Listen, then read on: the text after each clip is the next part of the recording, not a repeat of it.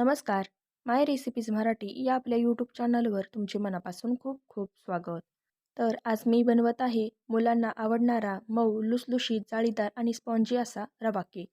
हा cake cut करतानाच तुमच्या लक्षात आले असेल की हा केक किती छान असा स्पॉन्जी आणि जाळीदार तयार झालेला आहे. तर हा केक बनवताना तेल, तूप, बटर किंवा इनो, दही याचा देखील वापर केलेला नाही, तरी देखील अगदी मऊ लुसलुशीत आणि स्पॉन्जी असा केक तयार झाला आहे. चला मग लगेच रेसिपीला सुरुवात करूया. तर त्यासाठी इथे मी 1 वाटी बारीक रवा घेतला आहे. तर आता हा रवा एका मिक्सरच्या भांड्यामध्ये घालावा. आता ज्या वाटीने आपण 1 वाटी रवा घेतलाय त्याच वाटीने अर्धी वाटी साखर घ्यायची. आता ती देखील या मिक्सरच्या भांड्यात घालायची आणि मिक्सरमधून अगदी बारीक वाटून घ्यायची. पहा अशा प्रकारे. तर पावडर स्वरूपात ही साखर आणि रवा अगदी बारीक झालेला आहे. व्हिडिओमध्ये तुम्ही पाहू शकता.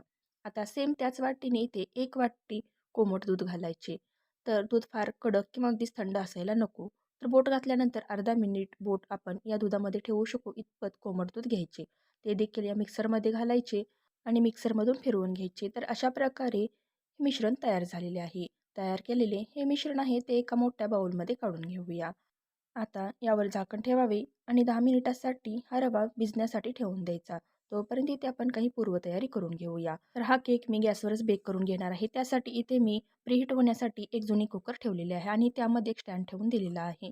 आता ज्या भांड्यामध्ये आपण केक बनवणार आहोत त्या भांड्याला मी थोडेसे अगदी अर्धा चमचा तूप ग्रीस करून घेतलेले आहे. आता त्यामध्येच थोडे गव्हाचे पीठ भुरभुरून अशा प्रकारे त्याचे कोटिंग करून घेते आहे. व्हिडिओमध्ये तुम्ही पाहू शकता. जर तुमच्याकडे मैदा असेल तो देखील तुम्ही यामध्ये भुरभरू शकता किंवा बटर पेपर ठेवू शकता.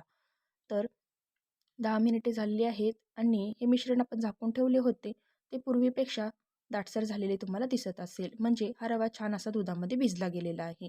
चमच्याने व्यवस्थित मिक्स करून घेऊया. तर अशा स्वरूपातच आपल्याला हे मिश्रण बनवायचे आहे. फार पातळ किंवा अगदीच घट्ट असायला ते नको आहे.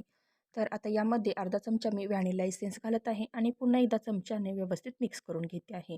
तुमच्याकडे व्हॅनिला इसेन्स नसेल तर त्याऐवजी तुम्ही अर्धा चमचा वेलची पावडर देखील घालू शकता.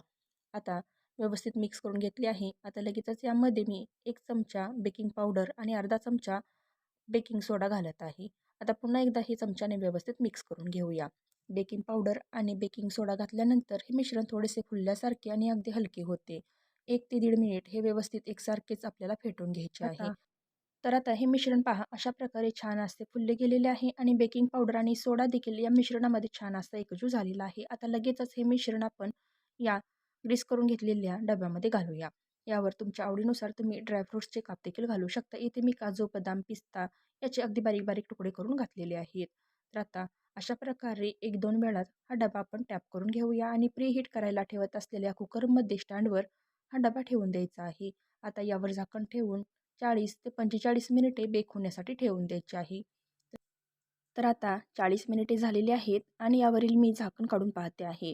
तर 40 मिनिटानंतर हा केक पहा छान असा बेक झालेला आहे. इथे मी मध्यभागी अशा प्रकारे एक सुरी यामध्ये घालून पाहते आहे. तर सुरी अगदी क्लीन निघाली म्हणजे हा केक छान असा बेक झालेला आहे. आता हा कुकरचा डबा किंवा जो केकचा डबा आहे तो आपण काढून घेऊया आणि त्यावर अशा प्रकारे एक जाडसर नॅपकिन वरतून ठेवायची आणि झाकण ठेवून 10 मिनिटे असेच ठेवून द्यायचे.